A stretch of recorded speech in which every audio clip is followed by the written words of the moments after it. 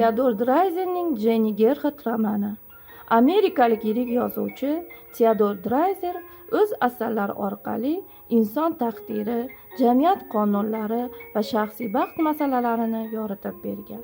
Uning Jenny Gerhardt romani 1911-yilda yozilgan. Ijodkorning eng mashhur asarlaridan bo'lib, o'quvchilar qalbida chuqur taassurot qoldirgan. Asarning markazida kambag'al oiladan chiqqan oddiy ammo mehribon va samimiy qiz Jenny Gerhardt turibdi. U hayoti davomida sadoqat, halollik va oilaga mehr tuyg'ulari bilan yashaydi.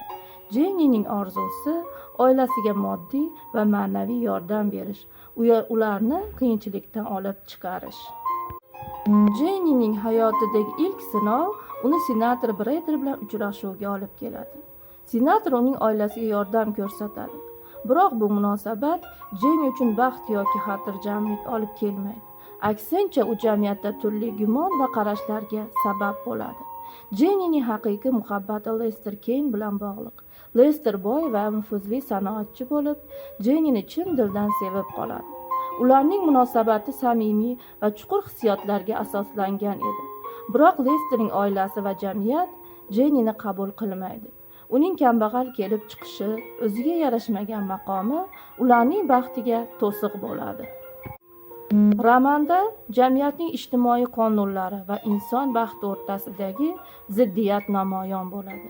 Kambag'allik va boylik, obro' va muhabbat, axloq va haqiqat masalalari oddiy mavzulardan hisoblanadi. Shu bilan birga, asarda ayolning jamiyatdagi o'rni, uning baxti uchun kurashi va jamiyatning uning taqdiridagi ta'siri yorqin aks etadi.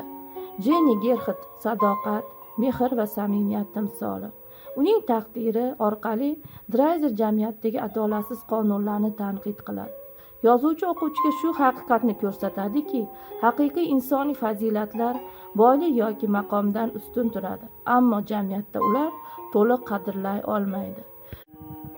Shu tariqa Jenny Gerhardt nafaqat bir ayol taqdiri haqida, balki butun insoniyat va jamiyat munosabatlari haqida o'quvchilarni o'ylantiradigan asar hisoblanadi.